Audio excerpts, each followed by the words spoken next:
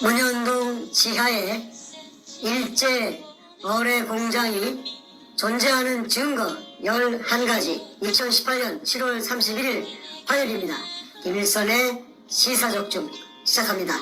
오늘 정충 선생님 모시고 오늘 제목대로 그 지하에 과연 어뢰 공장이 있느냐 없느냐에 대해서 매우 객관적인 그런 증거를 제시하는 우리 정선생님의 증언을 듣도록 하겠습니다. 정선생님 안녕하세요. 예, 안녕하십니까. 오늘 어떻습니까? 예, 좋습니다. 오늘 아주 양복과 넥타이가 잘 어울리십니다. 매일 땀을 신사합니다.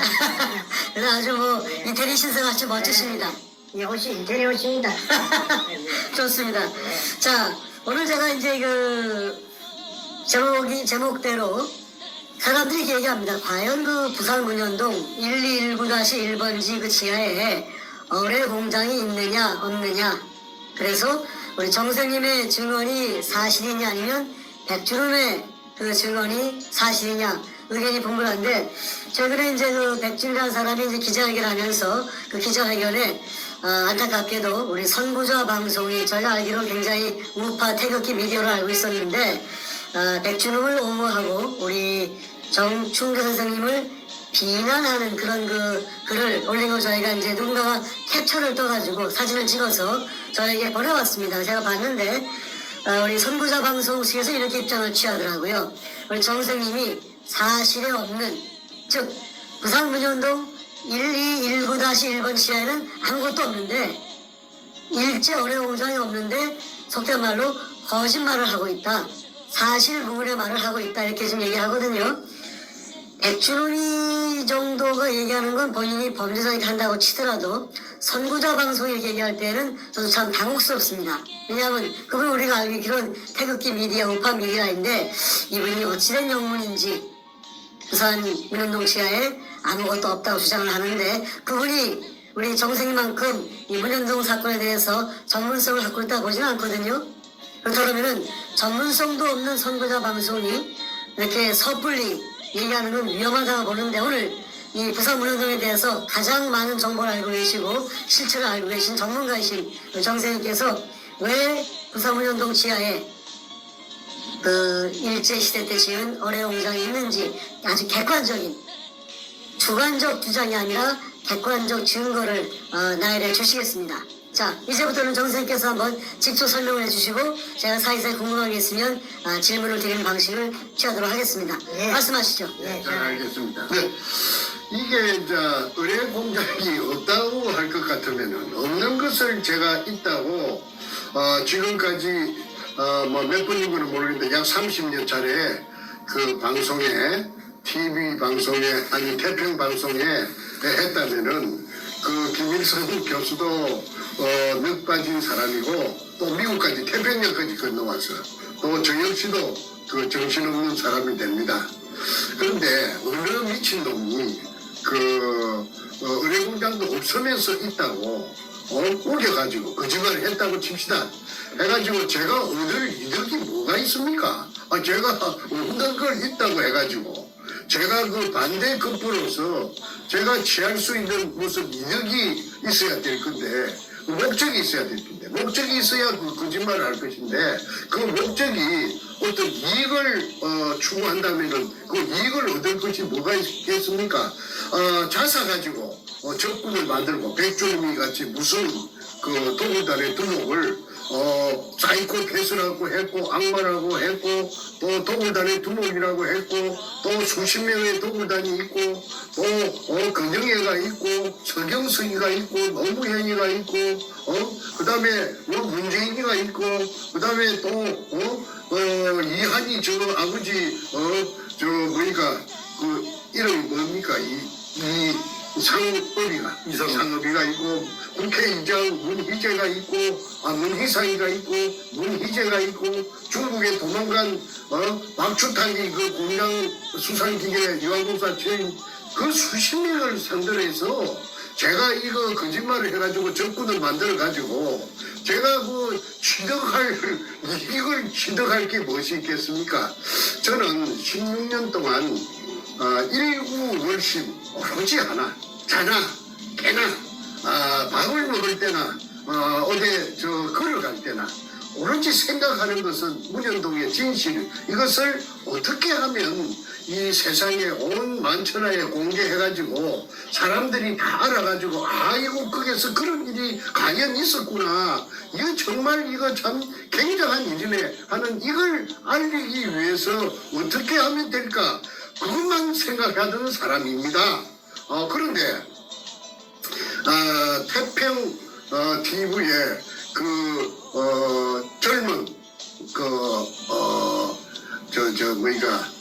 김 교수를 만나가지고 김 교수만이 오로지 진실을 이해하더라고요.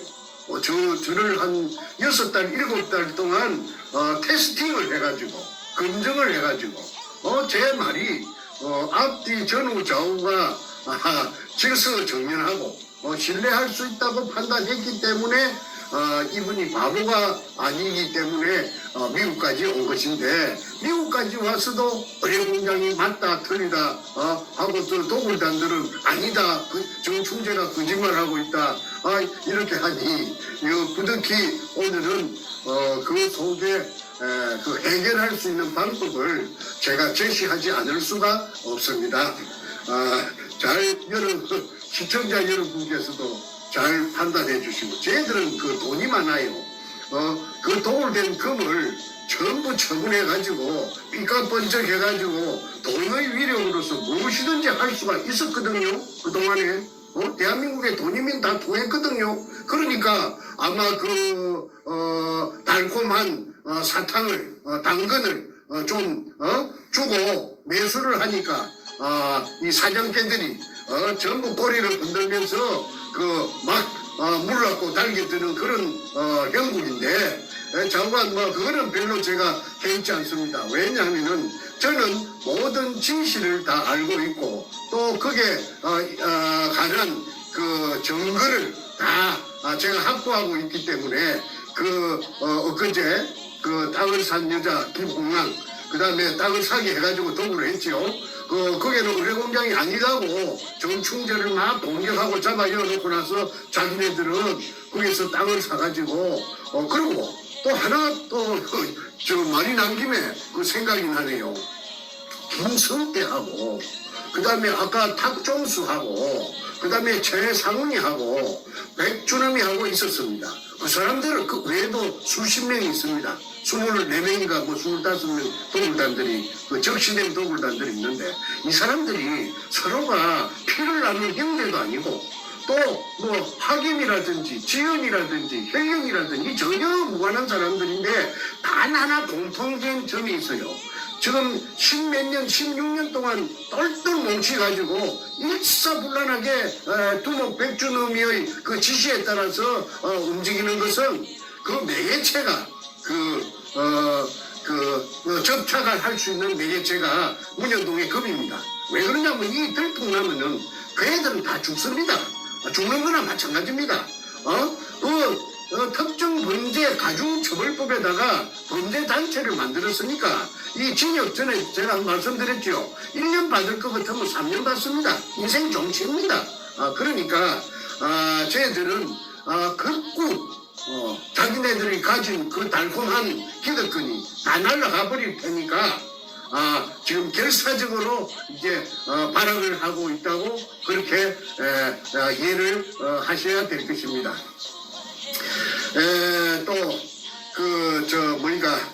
제가 조목조목 하나하나 여러분에게 제가 설득을 해드리겠습니다. 첫째, 시간 관계상 일일이 이걸 갖다가 그 자료를 갖다가 제시하려면 끝도 갓도 없이 날밤을 새워도 또 못합니다. 그래서 제가 대략 한 12가지 12가지 정도만 말씀드리고 나머지는 미루어 짐작을 해 주시기를 바랍니다. 오늘 저녁에는 길게 안 하고 조금 간단 명료하게 할까 합니다. 첫째, 2002년 3월 2일 문현동 1219-1번지에 꿈에서도 소원하던 구멍을 하나 뚫게 되었습니다. 수직구. 그 수직구를 그 규모가 직경 60cm고 바위 안반청 16m를 뚫어서 지하에 숨어있는 일제 의뢰공장의 한 가닥을 뚫을 목적으로 그 기계가 설치되어 가지고 이렇게 굴착을 했습니다. 그날 하루에 완성을 했는데 오후 한 5시쯤에 밑에 지하에 숨어있던 수평굴이 지상으로부터서 연결되자 분수대 현상이 일어났다고 말씀드렸습니다. 물이 치솟아 올랐는데 그거는 그 자리에 있던 사람 아무도 그걸 예측을 못했어요. 그런 현상이 있을 것이라는 걸. 그리고 그 자리에 제가 없었다고 그걸 공격을 하는데 제가 있고 없고가 무슨 상관입니까? 저는 그 자리에 없고 그 뒤에 산 뒤에 저 대각선 쪽에 산 뒤에서 쌍안경을 가지고 그 광경을 일일이 보면서 저희 충직했던 조수 삼천포놈 그 소다동놈 같은 50년생 김성태에게 전화로서 하나하나 처음부터 끝까지 지시를 했습니다. 그러면 아무 근황이 없기 때문에 제가 시키는 대로 제 지시에 따라서 움직이는 로봇과 같은 놈이었습니다. 그런데 그놈이 제가 그 장소에 현장에 없었다고 내 대신에 그 새끼가 그 장소에서 그 진두지휘를 했던 것이죠. 그런데 내가 없는 것이 그게 무슨 약점이 됩니까? 그 뒤에 내가 산 위에서 쌍안경을 갖고 다 내려다보고 다 있었습니다. 그래서 물이 분출되는 광경을 봤는데 물이 엊그제 제가 설명드린 대로 지하 16m부터 지상까지 16m 그 다음에 지상으로 17m 높이로 그러니까 합계 33m 높이로 약 3시간 반을 뿜었다는 거. 그 사진도 제가 찍은 것이 아니고 소도동놈 그놈이 그 사진을 찍는 게 그놈이 취미가 사진 찍는 거예요. 그놈이 사진을 찍었기 때문에 그 백주님이 가방에서 그 분출되는 그 사진이 나왔고 그래서 제가 그 사진을 갖다가 일수해서 책에도 전부 다 사진을 올렸죠. 그래서 이 분수대 현상이 박충희 굴이냐 자기네들은 그 도굴단들은 박충희 굴이라고 시종일관 우기고 있지 않습니까? 그 박충희 굴이 아니라는 것을 나타내는 것이 그 분수대 현상의 그 사진입니다. 박충희 굴은 지하 18m예요. 길이가 지하로 땅속으로 18m 그 다음에 땅속에서 수평으로 넓이 1.5m 그 다음에 길이 22m를 갔습니다. 그래서 그런 작은 굴에서는 설령 지상으로부터 연결 통로가 뚫린다고 해도 수압이 없기 때문에 물이 한 방울도 올라오지 않는다고 수자원공사 진주 난강댐 사무소의 신경섭이라는 대리가 점거 그 공식을 가지고 설명을 했기 때문에 수압이 없으면 물이 분출될 수가 없습니다. 그러면은 3시간 반 동안 그 분출됐다는 사실은 뭘 의미하느냐 하면은 근처에 그 연결된 제가 뚫은 지하 16m의 수평굴가 연결된 곳에 엄청난 저수 공간이고 그 저수 공간에 물이 꽉 들어차 재해져가 있다가 1945년 일본 군들이 철수하고 난 뒤로 물을 퍼내지 않으니까 물이 꽉 들어차 재해갖고 있다가 그게 구멍이 뚫리니까 그 수압을 견디지 못하고 뿜어서 올라가지고 나중에 저녁 한 12시쯤 돼가지고 지하 4m에서 수면이 고정되었습니다. 그러면 지하 4m에 수면이 고정되었다는 것은 연결되었다는 곳에 있는 큰 저수공간, 즉 의뢰공장을 말합니다. 본 의뢰공장, 1공장, 그 속의 물도 똑같이 지하 4m하고 아마 같을 것이라고 봅니다. 왜? 물은 수평의 원리가 있기 때문에. 물이 제일 공평하지 않습니까? 그러니까 의뢰 공장 속에 가득 차 있던 물이 다 뿜어져 나오고 이쪽에 제가 판 수직구와 똑같이 평행을 맞추기 위해서 그쪽 큰 의뢰 공장이라 하는 그 공간 리차드 로리스가 미국에서 기계를 갖고 와가지고 스탠퍼드 대학 교수 10명이 결과가 일부 흘러나왔죠. 그때 최소한 밑바닥에서 천장까지가 17m, 그 다음에 벽과 벽 사이가 40m라고 했기 때문에 책에도 그렇게 써져가 있습니다. 그래서 그 의뢰공장이 있다는 증거가 바로 환수대 현상이다. 물이 뿜었다는 그 사실이 증명한다. 그래서 그거는 대단한 증거라고 제가 주장합니다. 저는 주장을 제 주관적으로 하는 것이 아니고 객관적으로 누구든지 인정할 수 있는 증거가 돼야지 저 혼자만이 주장하는 증거, 그거는 증거로서 효력이 없는 것입니다. 제가 그것 정도는 구분할 수 있는 능력이 있기 때문에 일본의 분수대 현상이라는 그걸 택했습니다. 그 다음에 두 번째, 시간 관계상 더 나열하지 않겠습니다. 하약 발파로 판 굴이다. 이 굴은 제가 뚫어서 찾은 굴은 그래서 그 하약으로 판 굴이라는 증거는 여러 전문가들이 인하대학교 교수 윤지선 씨라든지 그 다음에 광산협회 회장을 했던 진수웅 씨, 광업기술사, 마포구 도화동의 한자 엔지니어링, 지금은 연세가 많아서 살아 계시는가 모르겠습니다. 그분이 아주 애국자셨습니다. 돈도 받지 않고 내가 한국 사람인데 내가 선조들은 유골이 있다 하는데 내가 돈 받으려고 하겠나 해서 부산까지 무료 출장을 가서 정의를 했습니다. 일제 의뢰공장의 한 가닥이라고 했습니다. 그 다음에 또 의뢰공장이라 하는 증거가 뭐냐면 물검사를 하면은 물검사를 제가 정릉에 있는 히스트에 제가 여러 차례 박수웅이라 하는 그분의 심부름으로 내가 정릉에 가면 공짜로 물을 그 당시에 검사해주는 팀이 있었습니다. 왜 그러냐면 의뢰공장에 진실을 찾는다고 하니까 그 사람들이 박사들이 우리 공동의 나라의 일인데 우리가 돈 받겠느냐 해서 저는 이제 물통에 물 들고 가서 심부름만 했습니다. 거기에 보면은 18가지 중금속이 나옵니다.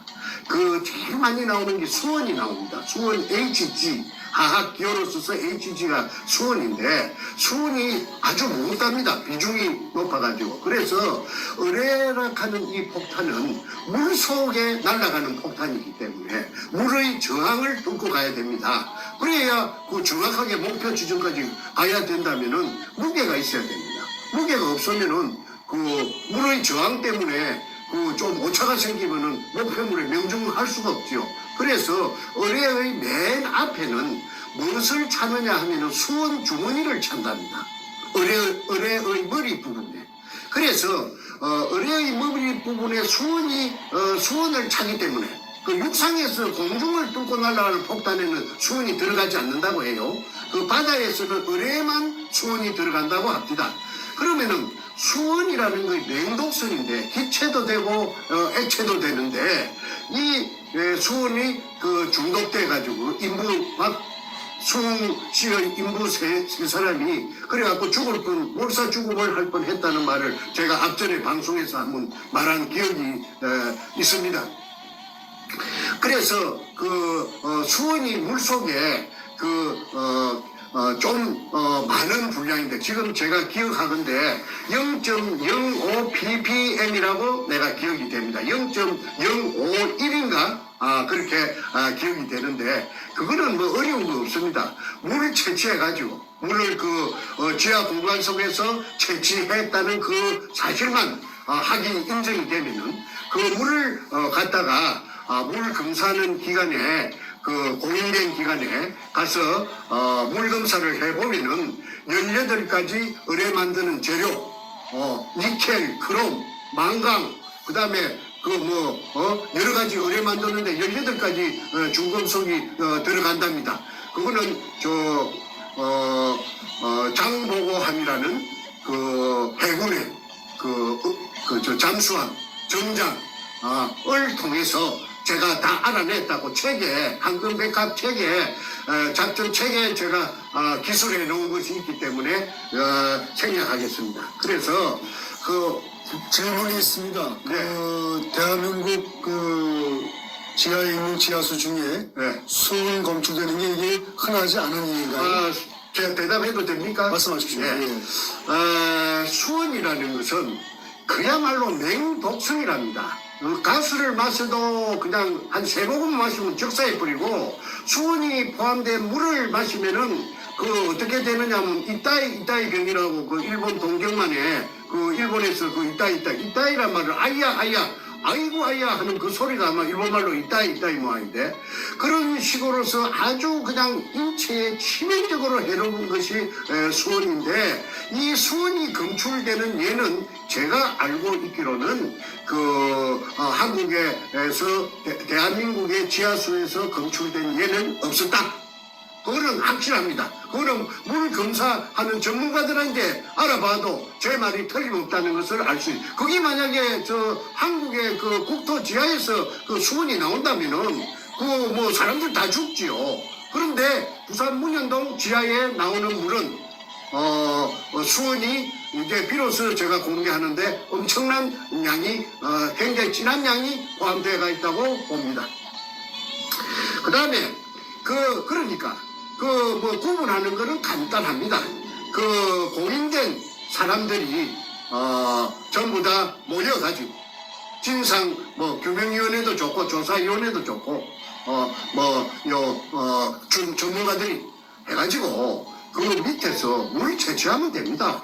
물 채취해가지고 딴 데서 수돗물 받아온 그 물 말고 그쪽에서 지하에서 나왔다고 인정되는 물 받아가지고 한 통 받아가지고 5리터, 6리터 받아가지고 부산 쪽에 말고 공인된 기관에 그거는 공개하면 안 됩니다. 그거는 미리 말하면 안 됩니다. 짜고 할 수가 있으니까. 그러니까 봉을 해가지고 물을 뚜껑을 봉을 해가지고 그 당시에 적석에서 어디 짝짝꿍 될 틈이 없이 공인된 기관에 보내면은 수원이 있다 없다는 당장의 리트마스 시험지 같은 것을 하면은 당장에 알 수 있다고 합니다. 그런데 나머지 자세한 의뢰 만드는 재료 18가지 수원을 포함해서 그거는 한 며칠 걸려야 되겠죠. 그러면은 공인된 기관에서 장이 직인을 찍어가지고 나온 그걸 큰일 먹는 겁니다. 그러면 판가는 나버립니다. 우리 공장이다 아니다 나버립니다. 그거 시비할 거 없습니다. 그런데 더블단들이 물 채취를 몇 번 하려고 시도했는데 틈을 주지 않았어요. 접근할 수가 없었어요. 그래서 지금까지 못한 것이 굉장히 아쉬웠는데 이번 기회에 이 시청자 여러분께 급소를 제가 지금 말씀드렸습니다. NCG 물건 사는데 무슨 돈이 많이 드는 것도 아니고 무슨 시간이 많이 걸리는 것도 아니고 노력이 많이 드는 것도 아니고 할 수 있는 의지만 있다면은 의료공장이 아니라고 나타낸다면은 자기네들도 해방돼야 될 거 아닙니까? 덤터기 썼다고 억울하다고 하니까 공인된 물을 갖다가 5리터, 6리터만 채취할 수 있도록 해주면 돼요. 그러면은 하루 이틀 새에 당장 답이 나옵니다. 자, 그 다음에 박수은이 판구라고 제가 2002년 3월 2일 지하 16매에서 찾아낸 구라고는 판이하게 다릅니다. 첫째는 방향이 틀립니다. 제가 찾은 굴은 바로 제가 뚫었던 데가 막장이었어요. 막장은 이 뒤쪽으로는 없다 이 말입니다. 갈 수가 없어요. 막장이고 바다 쪽이 막장입니다. 거기에서 옹벽 안쪽으로 산 쪽으로 바로 옹벽과 직각을 그리면서 그러니까 서쪽에서 동쪽으로 직진합니다. 직진. 그래가지고 한 10m 가다가 갈라집니다. 직각으로. T자가 되지, T자 골목이 나타납니다. 그러니까 요리 진행하다가 T자 형태로 갈라집니다. 왼쪽으로도 가고 오른쪽으로도 갑니다. 그 다음에 가다가 또 여러 가지 갈래를 치는데 그까지는 복잡하니까 그냥 오늘은 T자로 친다는 것이 백주놈이의 지도에도 그 T자로 된 모양이 나타납니다. 그러니까 백주놈이는 그게 돌아다니면서 유골, 백골, 조선인 강제 진용자, 백골, 물 빼고 다 세봤답니다. 1, 2, 3, 4, 5, 6 그래가지고 980개라고 떠들고 다닌 것이 저한테 그게 채취가 돼가 있습니다. 그거는 지금 말하면은 또 복잡해서 시간이 가니까 그 정도에서 생략하겠습니다. 그거 제가 다 가지고 있습니다. 그 다음에 모양이 틀립니다. 박숭이 굴은 하약을 사용하지 않았다고 법정에서 진술했고 또 하약을 사용할 수도 없고 또 사용할 수 없었다는 그 증명서류를 제가 다 가지고 있어요. 박숭이 남구청에서 제가 찾았습니다. 그 찾을 때에 아이러니컬하게도 김무선의 보좌관 강아무개 보좌관님은 국회의원 국회 보좌관들 중에 제일 높은 사람이었습니다. 강씨입니다. 이름은 내가 밝히지 않겠습니다. 그분이 정말 저한테 적극적으로 열성적으로 해가지고 자기의 지역구인 남구청에 부탁을 해가지고 박숭이의 허가낸 서류 원본을 제가 다 입수를 할 수 있게끔 도와줬다는 것을 말씀드립니다. 제가 가지고 있습니다. 그 다음에 제가 뚫로 찾은 굴은 아치형이 아니고 아치 넓이가 1.5m인데 저는 1.8m 그리고 사각굴입니다. 정사각굴입니다. 가로가 1.8m 세로가 1.8m 사각굴입니다. 그런데 육군사관학교 아까 단약고 담당이라든지 지하굴 전문가들을 다 알아봤더니 군대에서는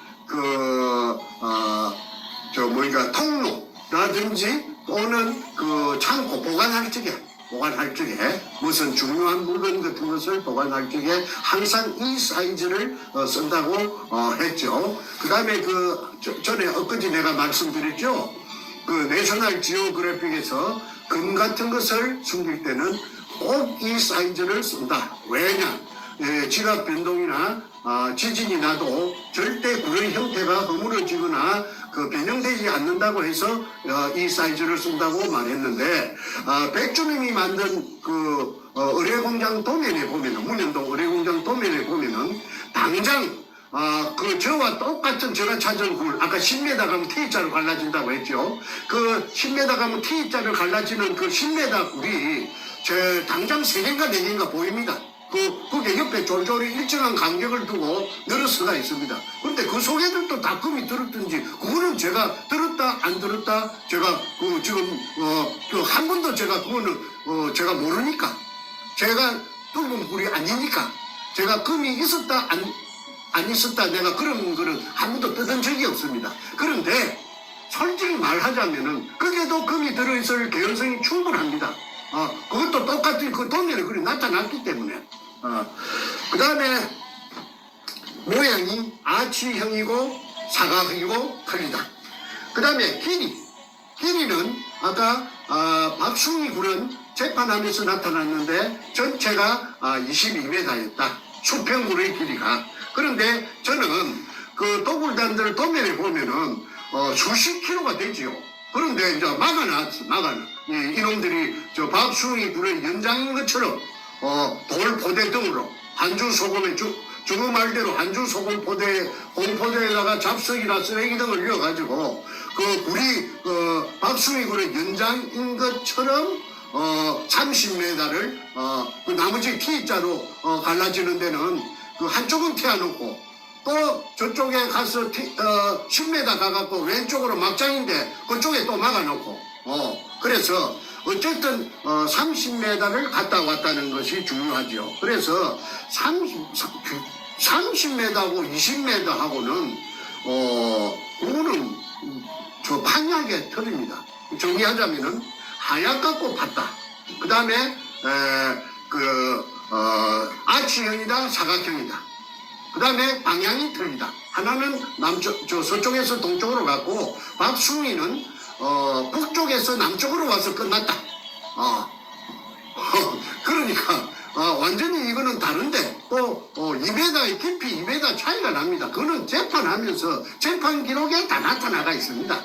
그런데 이 도굴단들이 어마무시한 도굴단들이, 무시무시한 도굴단들이 무진동 하약을 사용해갖고, 거기다가 박숭이 굴로 갔다가 찾아냈다고 내가 엊그제 말씀드렸죠. 그거는 통영의 다이버 김원택이 그 옆에 이상한 구멍이 하나 있어서 돌아 나오다가 30m 갔다가 돌아 나오다가 그리 머리를 내가지고 이렇게 내리다 보니까 45도 사선으로 된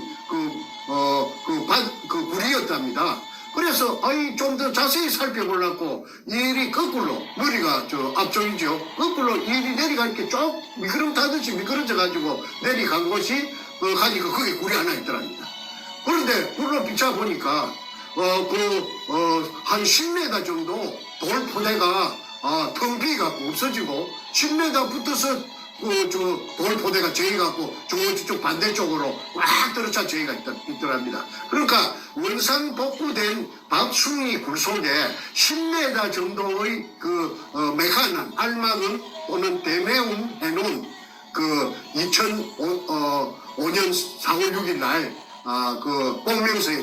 복명서에서처럼 그걸 아까 구멍을 뚫어갖고 연결 구멍을 뚫어갖고 무진동 하약을 가지고 그런데 대구에서 하약이 몇 상장 왔다고 그래요. 그래서 내가 하약을 왜 갖고 오는가 그런 정보를 내가 들었는데 이해가 안 됐는데 그걸 이제 아까 2005년 7월 14일 날인가 13일 날 오후 1시부터 내려갔던 그 굴 속에 내려갔던 통영 항남동에 돌고래 다이버쇼 김원택이가 박숭이 굴을 갖다 찾아냈어요. 그러니까 이 도둑놈들이 왜 박숭이 굴하고 연결해갖고 박숭이 굴 속에 알마금 대매운 외는 포대까지 끄잡아 올려갖고 쇼를 연출로 해가지고 박숭이 굴의 연장인 것처럼 해놓을 때는 그럴 만한 이유가 아니겠습니까? 그 이유가 뭐냐? 물속에서 그 지랄병을 치는 거는 다 금을 처먹고 뭐니까 덤치기 씌우려고 저것도 변명하려고 그래 해놓은 것밖에 더 됩니까? 충분히 또 그래 할 놈들입니다. 그 놈들이 얼마나 금을 보니까 눈가리가 희떡 비비지겠습니까? 무슨 짓이든지 다 합니다. 근데 사람도 며칠 찍이는가도 몰라요. 나중에 수사가 진행되면은 저거 팬끼리도 찍이 쓸 수도 다 있다고 봅니다. 그런데 이게 전모가 지금 안 드러나니까 지금 어리무중이지 무슨 짓이든지 할 놈들입니다. 그런데 저거한테 아마 방귀를 치기 들고 옷통 벗었던 대가리 치기 들던 놈들이 있으면 지도 새도 모르고 구신도 모르고 없애버리겠어요? 그런데 내가 더 이상 확인되지 않은 사항이기 때문에 말을 절제하겠습니다. 여기서 거치겠습니다. 그래서 길이 방향등이 다르다. 그 다음에 네 번째 짜고 치는 고수돌이라고 청와대 노무이가 연결되고 노무이가 도둑놈이에요. 김해 임업시험장에 묘목장에 들어가서 단감나무를 갖다가 백주를 훔쳐갖고 저거 새이 녹음평이하고 그래갖고 저거 집에 뒷산에다가 가수원을 김해 진영이면 단감 아닙니까? 단감 가수원을 조성한 놈이 노무이 그 새끼예요. 그 새끼가 자랑처럼 시부리서 말이 돌고 돌아서 내가 지금 내 이야기하는 건 공개된 이야기입니다. 그거 다 여러분 인터넷에 찾아보세요. 내가 나는 그 소리하고 카드라는 안 합니다. 내가 왜 카드라는 내가 안 하느냐 하면은 나는 글로 써갖고 묵고 살던 작가입니다. non-픽션 작가입니다.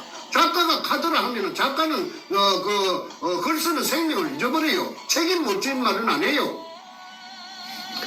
그래서 이제 계속하겠습니다. 판결문에 박숭이 굴로 사기쳤다고 덮어씌웠습니다. 이 사람 참 피를 토할 일 아닙니까?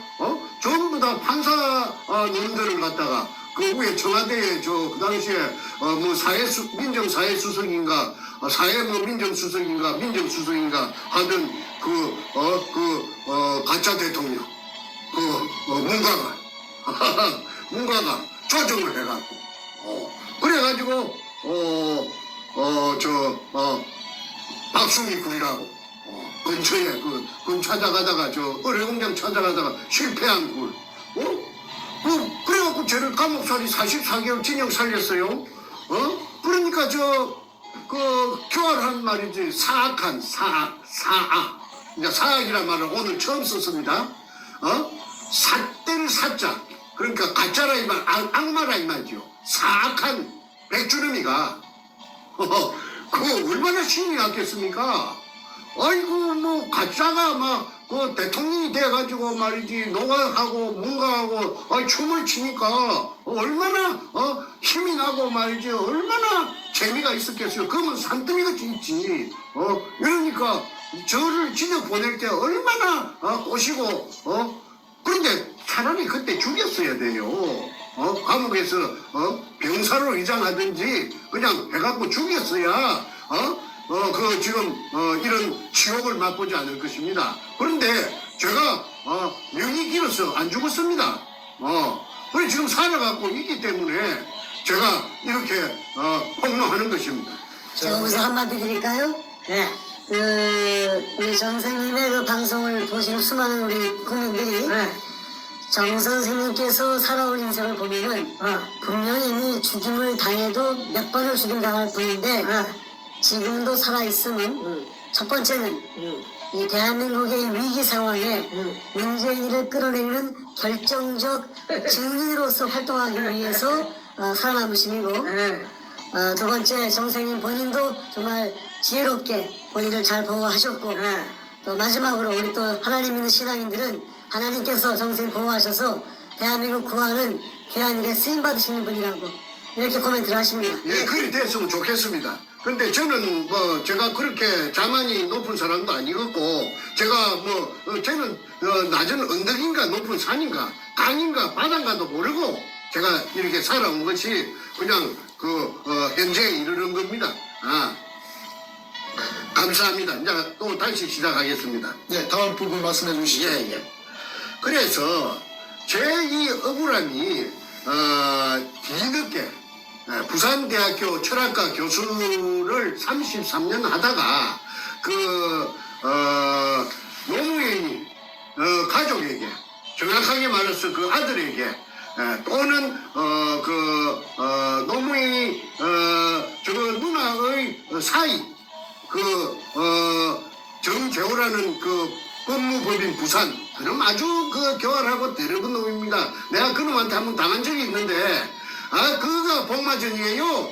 그런데 그 이야기는 주제에서 좀 벗어나기 때문에 다음 기회에 내가 하기로 하고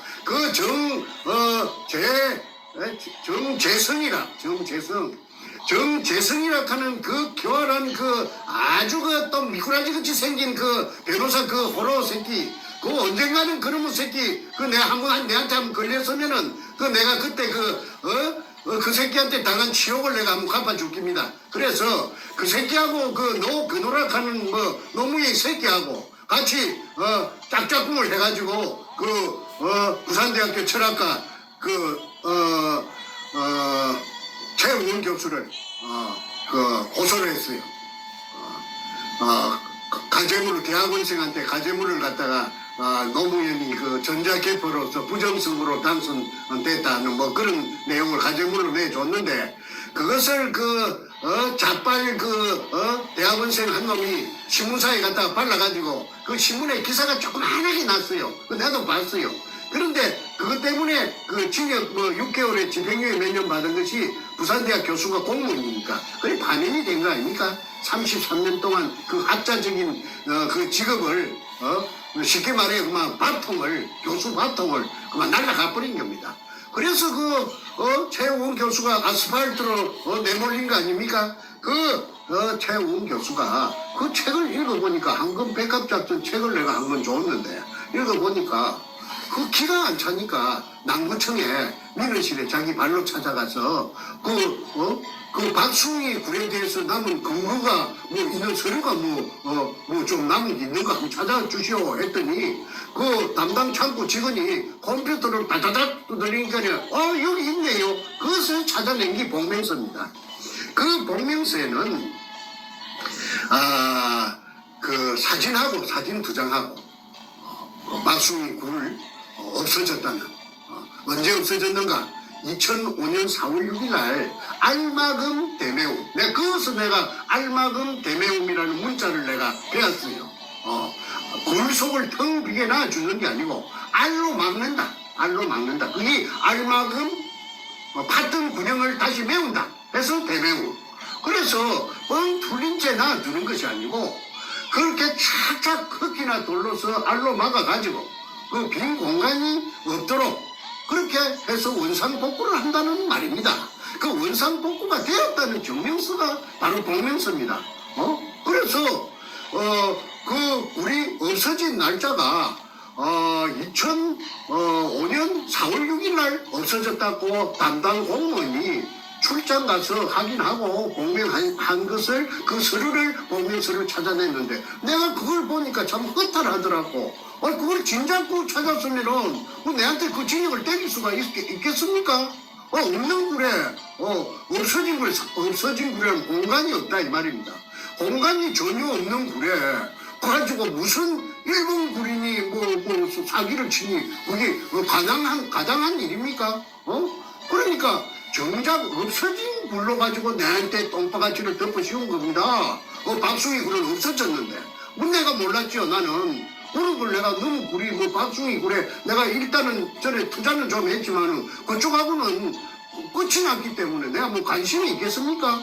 그런데 그 근처에 공교롭게도 그 근처에 그 와가지고 있던 박수희 굴이를 핑계거리로 삼아가지고 나를 바로 딸딸딸딸 말아버린 겁니다. 그런데 그 말아도 어느 정도는 그 돼야 될지 생으로 그냥 날로 그만 사시미를 친 겁니다. 이거 절모르고 사시미 당한 겁니다. 내가 그래가지고 44개월이라는 긴 기간 동안에 감옥 속에서 눈물을 흘렸죠요.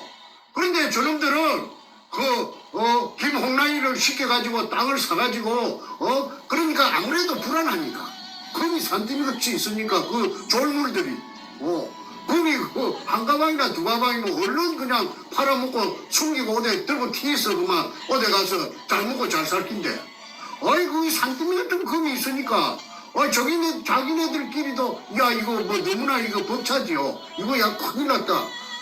참새가 쌀 한 가마에 먹을 수 없거든요. 쌀 한 톨 먹으면 배가 부를 건데 한 가마에를 어떻게 먹어요? 그런 격입니다. 그러니까 그 방앗간 쌀 창고를 통째로 그냥 참새들이 차지한 꼴입니다. 그러니까 자기네들이 아무래도 뒤에 부안이 겁이 나고 들통이 날 우려가 심하니까 그때 양아치 참여정부 청와대하고 접목이 된 겁니다. 그때 접목이 된 그 사안이 잘 정론하게 나타난 것이 A4 용지 404쪽짜리 탐사 일기라고 그 404쪽짜리에 그 김성태가 썼어요. 그 소다동 놈이 워드를 쳐가지고 컴퓨터를 가지고 거기에 보면 다 나타납니다. 그거 내가 하나하나 내가 앞으로 다 공개할 거예요. 거기에 등장인물이 전부 실명입니다. 실명. 그 가가입니다. 그래서 이게 끝끝내 오래발을 내는 것입니다. 저거는 말을 바꾸면 안 되니까. 죽어도 감옥으로 쳐 들어가더라고 해도 박수희 굴이라고 우기겠지요. 그런데 미안하지만은 제가 두목 백주름이 가방을 내가 두 번 털었다고 내가 자랑처럼 문장처럼 내가 이야기했지요. 별거 다 있기 때문에 그거 빠져나갈 수가 없어요. 올무에서 올무에서 어떻게 빠집니까? 그 명확한 쥐가 만들어 놓은 자가당차 문자를 써서 죄송합니다. 자가당차 쥐 그물에 지갑하는 함정에 그놈이 직접 지가 빠져버렸어요. 못 빠져나가요. 그러면 제가 왜 저 억울한 진역을 사느냐? 그거는 저 무식한 저 고등학교 나온 저 두목이 작동을 해가지고 황금사에게 조정을 해가지고 할 리가 그거는 만무한 일 아닙니까? 황금사가 뭐 나이로 뽕 해갖고 황금사 된 거 아니잖아요. 그러면 누가 했느냐? 그때 청와대가 참여정부의 청와대가 작동했다. 그 중에 그 한 부분이 김영종이라는 그 신철랭이 그 당시에 그 검사와의 대화의 밤에 김영종이가 노무현에게 그 질문이 있습니다. 해가지고 그 왜 당선자께서는 뭐 당선자인가 후보자인가 뭐 대통령 후보자가 대통령 그 아직 임명식을 안 했으니까 취임식을 안 했으니까 왜 저 부산 동부지청에 전화를 걸었습니까? 전화건 목적이 뭡니까? 그 동영상을 한번 찾아보세요. 방황을 해가지고 우물우물 저 하는 것이 노무이 하는 것이 바로 나타나지 않습니까? 이리 되면 할 말이 없으니까 막 달자는 거지요 하면서 그러면서 하는 말이 이거 제가 그 어떤 아는 지인에게 그 사람의 말을 한번 들어보라고 들어봐 달라고 부탁을 했는데 그거는 별로 사건에 영향을 끼치지는 않았을 겁니다. 그런 말도 안 되는 세상 애기한테도 안 통하는 말을 갖다가 하는 것이 그 동영상이 나타납니다. 그게 바로 그 당시에 내가 수사받을 적에 2005년도에 그 5청에서 서범주의라 하는 그 대구놈한테 고려대학 나오고 저 검사된 놈 그 뚱띵이 그놈한테 새파란 젊은 우리 집에 그 아들보다 나이 어린 놈한테 서범준입니다. 서범준 지금 판사랍니다. 그런데 이 서범준이라는 이 차를 지휘했던 검사가 옆방에 그 뇌물검사 조이파리한테 20억인가 30억 받아먹고 그 감옥 징역 7년 받아갖고 지금 뜨고 있어요. 그 뇌물검사라고 하면 인터넷 치면 다 나옵니다. 김광준이가 이 사건을 바로 진두지휘를 해가지고 부산 문현동에 대해서 지금까지 그 모치를 한 그 대단한 그 일을 한 놈입니다.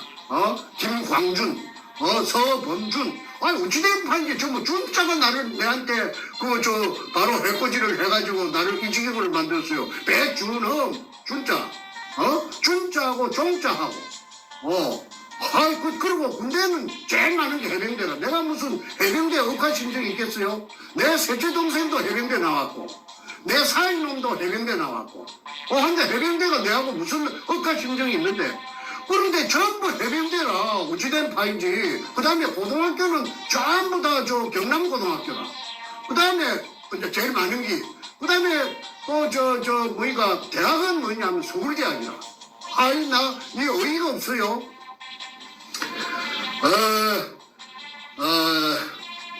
당시의 청와대가 정확하게 말해서 노무현이가 문재인에게 지시하여 그래서 작동해서 검사 판사에게 압력을 이어가지고 회유를 하고 조정을 하고 당근을 묵을래 채찍을 맞을래 해가지고 동관을 치고 해가지고 억울한 죄수를 만들고 문현동에 금도구를 덮었던 것입니다. 근데 제가 아무리 제 개인이 힘이 없는데 제가 그 동서남북에 외치면은 외칠 수도 없어요. 이거는 왜 그러냐면 이거는 그 사람들의 그 통상적인 범주에 속하지 않기 때문에 이걸 이야기하면 또라이라 합니다. 정신병자라고 합니다. 진짜로. 그리고 또 그 사람이 제가 말을 하려하는 그 사람의 정체는 제가 모르잖아요. 그 사람이 노무현이 패거리인지 문재인이 패거리인지 문재인이하고 선이 닿았는지 내가 모르기 때문에 이 말을 언급할 수도 없습니다. 그러니까 전전긍긍이죠.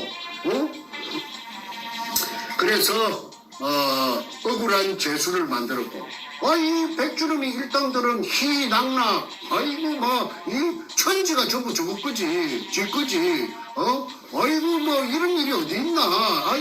살다 본 게네, 쇠가빠지 10년 세월에 찾아놓으니까 말이지. 그래서 내가 항상 노인과 바다, 레밍웨이가 쓴 그 소설이 내가 항상 내 머릿속에, 그려져 되더라고. 왜 그러냐면, 그 바다에 나가서 낚시를 큐바, 하바나가, 모임의, 본부지요.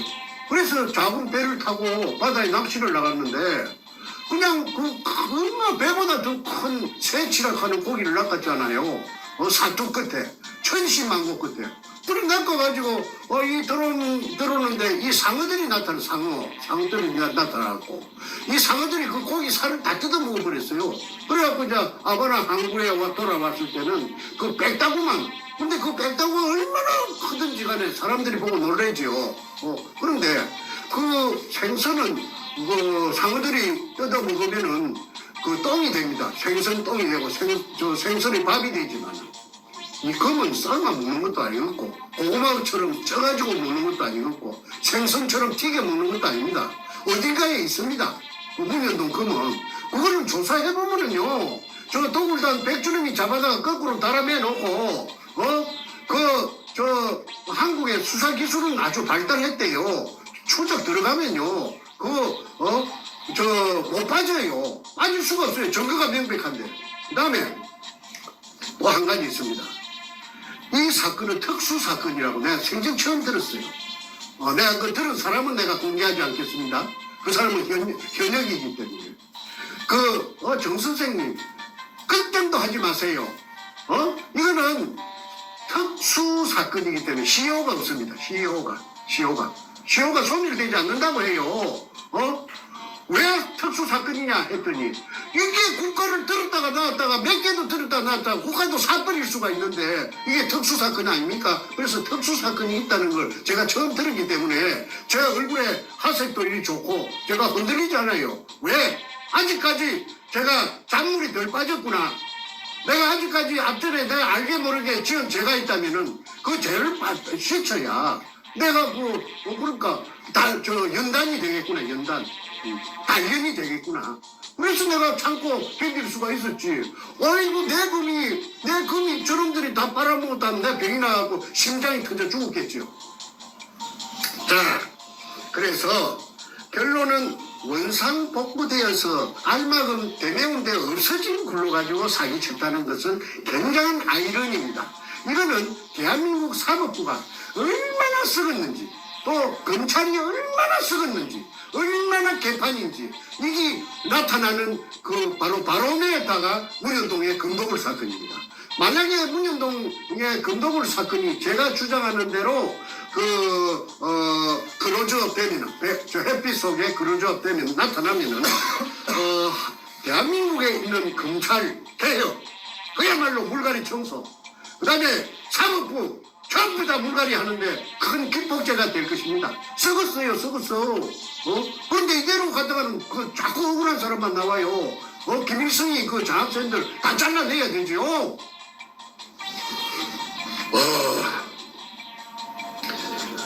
땅속에 재어져 있던 산더미 같은 금을 이름충 일본식 한자 함토색 마다리 포대 속에 도구를 담가 갈라먹기 청와대 참여정부하고 갈라먹기 유함이 만천하에 드러났는데도 만천하에 드러났죠. 내가 정보를 다 갖고 있으니까.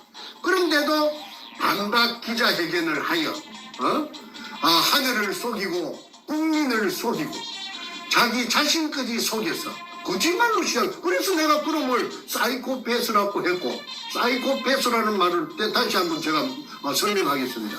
도덕적 불감증. 어떤 것이 옳고 어떤 것이 선하고 어떤 것이 악한 걸 구분 못하는 놈이 백주름이 그놈이에요. 그래서 사이코패스라고 했지. 괜히 제가 악담하기 위해서 국민들한테 모함하기 위해서 하는 말이 아닙니다. 그러면 선과 악을 구분 못하고 지가 하면은 선한 것이고 남의 상대가 하는 것은 전부 악이고 자기의 적군은 그래서 내로남불이라고 제가 말씀드렸죠.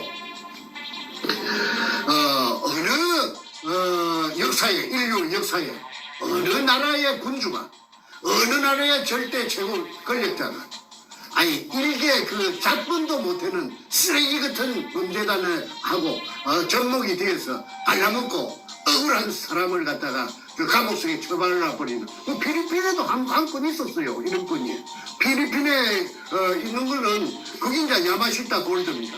사람들은 뭣도 모르고 한국에도 야마시타 한국에도 야마시타 골드의 그 사정권이 아닙니다. 나와바리가 아닙니다. 이런 말 써서 미안합니다. 필리핀에 그 로베르트 롭사스라 하는 영감이 한 몇 년 걸려가지고 그 야마시타 골드를 찾아냈는데 마르코스가 지금 말기에 울컥했어요. 그래가지고 이 영감이 한 2년 반인가 옥살이를 하다가 그래 이제 어느 날 석방이라고 해서 나왔어요. 그래가지고 이제 마르코스가 도망간 망명간 그 저 하와이까지 찾아가서 재판을 했지 않습니까? 그게 저 한국의 언론에 난 걸 제가 봤습니다. 저한테는 그게 큰 힘이 그 당시에 됐죠. 그래서 이 로베르트 롭사스가 필리핀 영감이 그랬다면 정충재는 한국의 제2의 로베르트 롭사스 같은 사람입니다. 앞으로 이제 이게 나타납니다. 제가 죽어도 나타납니다. 이거는 제가 명이 잘라 죽더라도 이건 나타납니다. 왜? 태평 TV에서 한 30번 이걸 봤기 때문에 이거는 덮을 수가 없어요. 사람들이 이제 많은 사람이 알았기 때문에 이거는 나타나는 거는 시간 문제입니다. 이거 참 손바닥으로 하늘을 가리는 사이코패스 백주름의 엊그제 반박 기자 이거는 참으로 요절복통할 일이고 그 다음에 아까 내가 그 특정 방송의 그 간판을 들고 있지 않겠습니다. 우파라고 해서 막 설치던 저 유튜브들이 선착순으로 주구 사장께가 되어가지고 언제 지가 저것들이 언제 문현동을 알았다고 옳다 그르다 맞다 틀리다 왕왕 짓고 있어. 그거는 코미디입니다. 그 다음에 5번째 사이코패스 백주름이에게 하는 질문입니다. 왜 김홍랑에게 전화를 걸어서 만났고 광주에 서구 치평도 금호 쌍용 아파트 사는 김홍랑을 찾아가서 금독을 지분 100분의 5를 주고 그러니까 쉽게 말해서 독을 하는 회사 2002년 5월 13일 날 남포동 피닉스 호텔 에서 결성한 제 주주총회 회사를 띄웠지. 거의 도굴 회사입니다. 도굴 범죄단체입니다. 그 도굴단들이 저를 고소한 도굴단들이 이게 밝혀지면 전부 그 범죄단이 됩니다. 범단. 죄수들이 전과자들이 제일 무서워하는 게 범단입니다. 100분의 5%를 주고 100분의 5를 주고 그래 100분의 5를 주는 대신에 땅을 사라. 현장 거창 근처에 땅을 사라. 그래서 김홍랑이 100분의 5를 주고 땅을 사고 또 조건이 2달이 있다가 그로부터 그러니까 2002년 4월 29일 날 공정계약을 하고 매매 공정계약을 하고 땅을 사고 그 다음에 백주는 을이고 김홍랑 갑이고 각각 올 사이에 약속을 한 것이에요. 4월 29일 5월 29일 6월 29일 7월 며칠 날 7월 28일인가 7월 28일 2달인가 3달 만에 산 돈에 땅값을 준 돈에 곱하기 2를 해가지고 압절로 준다. 그 김홍랑이 준다. 그 다음에 땅을 산 대가가 100분의 5다. 그러니까 김홍랑은 꼭 묻고 안 묻고 도랑치고 가재 잡고 금독을 지분 100분의 5도 묻고 땅값도 예를 들어 들어서 10억을 줬다면은 3달 만에 또 10억을 버리갖고 20억을 학교에 원래 땅 살 때 10억하고 또 오태기 10억 그렇게 고스란히 앉았어. 이래서 김홍라이가 오색 떡을 저 벤츠 자동차에다가 싣고 가서 인부들 나현철이를 비롯해서 막 인부들이 그 떡을 묻고 큰 굴 찾았다고 난리를 춤을 추고 난리를 했다는 지었다는 것이 그 일기장 속에 고스란히 나타나가 있습니다. 참 영화가 되면은 여러분 재미있겠죠? 그런 문가가 잘 쓰는 어투를 한번 흉내내 봤습니다.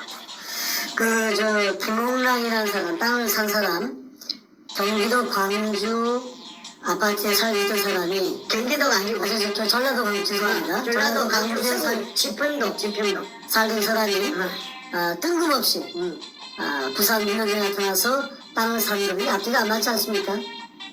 그러니까 전라도 광주 여자라고 해가지고 부산에 땅을 사지 말라는 법은 없지요. 우리 한국에. 그런데 그 금이 없었다면은 그 여자가 굳이 그 홍해진 그곳에 백주름이 말을 듣고 땅을 살 리가 만무하죠. 김홍랑의 개인적인 신분을 파악해 보니까 그 죽은 김대중이의 기공사 안마해주는 거지. 기공사가 아마도 김대중이 아니고 김대중이 각시. 늙은 할망구 이휘호. 이휘호의 기공사. 그렇지. 이휘호의 기공사. 그렇지. 그러면 김대중, 이휘호, 노무현, 문재인은 다 한동성 아닙니까? 서로 다 아는 사람이 아니겠어요? 이제 내가 이제 요즘 와서 내가 초점이 흐트러질까 싶어서 김대중이를 내가 그자마 였지 않았는데 그런 말을 갖다가 내가 혼자 생각을 많이 했어요. 무슨 말인고 하니 김홍랑이가 여성 담당 비서관으로 김기영이라는 서울경찰청 차장을 대동하고 한보시켜가지고 문현동 현장에 고사 지낼 때 온 날짜가 2002년 5월 28일이라고 봅니다. 그러면 2002년 5월 28일 같으면은 뭐냐면 김대중이가 아직 검자에 있을 때다. 그럼 김대중이 그 아까 말한 그 여자 신필규가 여성 담당 비서관인데, 그렇죠. 이 여자가 김대중이 청와대에 말하자면은 소속이다. 그러면은 어떤 관계가 성립되느냐면은 이 무시무시한 금이 재여 있다는 걸 신필규가 보고 갔거든. 그날 와서 고사 지내는 거 다 하고 로봇가 들어가서 자동 로봇가 들어가서 불러서 가지고 물속에 금 포대가 재가 있는 장면을 봤다는 것이 일기장에 다 있잖아요. 묘사가 돼가 있고 그다음에 엊그제 보물을 쫓는 사람들 부산항 문현동 잠수함 기지 거기에도 다 나타나가 있어요. 그래서 내가 시청자들을 상대로 내 낭독했던 것이죠. 그러면은 그게 김대중이한테도 보고가 됐으면은 노무현만 꿀꺽 잡순 게 아니고 김대중이하고 갈라먹었다는 이론이 성립합니다. 그래서 이게 이제 노무현을 이제 조사를 하면은 노무현 청와대 참여정부 청와대를 수사를 하면은 내가 그게 흘러갔으면 그런 게 전부 다 나타나겠죠. 그런데 저는 사실은 김대중이하고 노무현하고 짝짝꿍이 됐다. 왜? 노무현을 대통령으로 만들어준 사람이 정치적인 자기 스승이고 아버지가 김대중이기 때문에 김대중이한테 갈라먹어야 똥창이 변할 것이기 때문에 덜 불안할 것이기 때문에 갈라먹었다. 그렇게 저는 봅니다. 그 다음에 계속해도 되죠? 예, 말씀하십시오. 예. 계속하십시오. 그 다음에 6번째.